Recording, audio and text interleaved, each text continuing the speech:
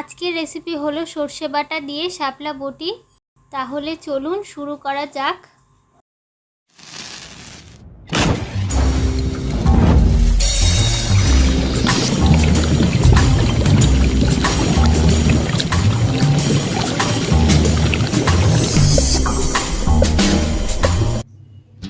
এখানে আমি নিয়ে নিয়েছি শাপলা। শাপলার ছোকলাগুলো প্রথমেই ছাড়িয়ে আমি এইভাবে করে 1 ইঞ্চি করে কেটে নিয়েছি।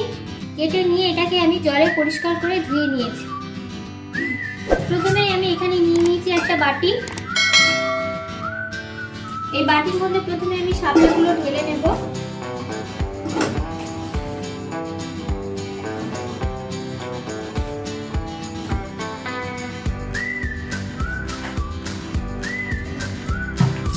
এর মধ্যে আমি দিয়ে দেবো সামান্য পরিমাণ জল।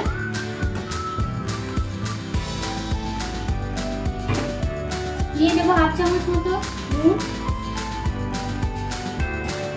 দিয়ে ভালো করে এটাকে মাখিয়ে 2 থেকে 3 মিনিটের জন্য এটাকে আমি ঢাকা দিয়ে সেদ্ধ করে নেব।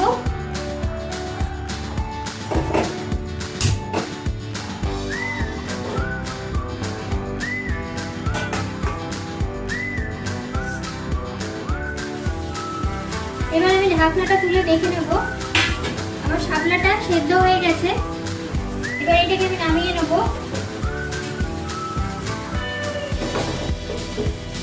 এবার এখানে আমি নিয়ে নিয়েছি এরকম একটা থালা, যেটার মধ্যে শাপলার জলটা আমি ঝরিয়ে নেব।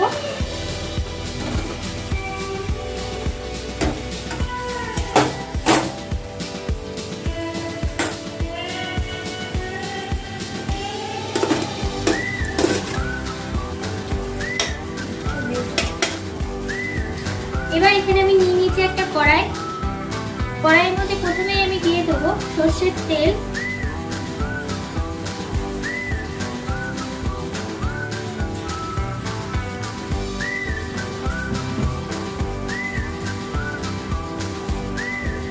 তেলটা একটু গরম হয়ে এলে এর মধ্যে আমি দিয়ে দেবো 2টো শুকনো লঙ্কা।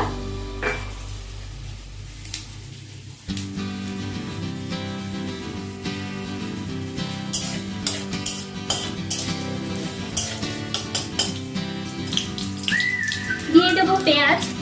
এখানে রয়েছে একটা মিডিয়াম সাইজের পেঁয়াজ, যেটাকে আমি কুচিয়ে নিয়েছি।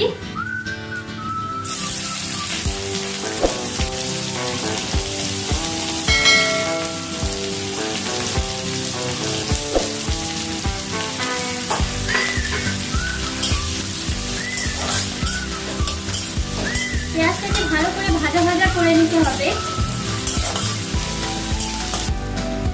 পেঁয়াজটা একটু ভাজা ভাজা হয়ে এলে এর মধ্যে আমি দিয়ে দেবো 4 থেকে 5টা কাঁচা লঙ্কা, যেটাকে আমি মাঝখান থেকে ফাটিয়ে নিয়েছি।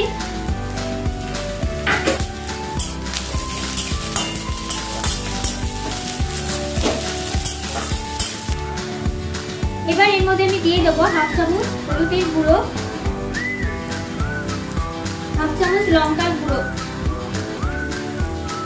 এই মশলাটাকে মিশিয়ে নিয়ে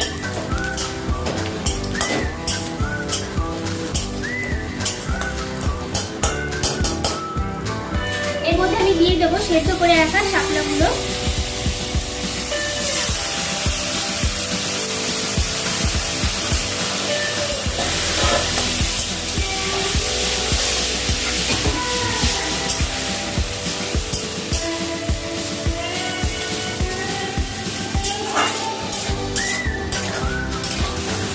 দিয়ে দেবো পরিমাণ মতো নুন, আর দিয়ে দেবো 1/2 চামচ চিনি।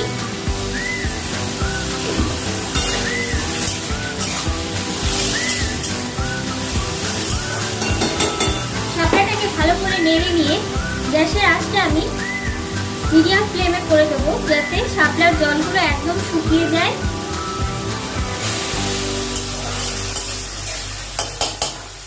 শাপলার জলটা অনেকটা শুকিয়ে এলে এর মধ্যে আমি দিয়ে দেবো সর্ষে বাটা।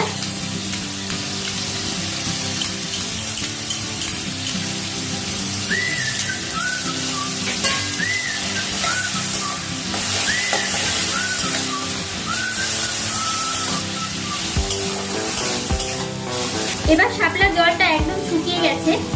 এবং শাপলাটাও হয়ে এসছে। সব শেষে আমি শাপলার মধ্যে দিয়ে দেবো একটু কাঁচা সর্ষের তেল।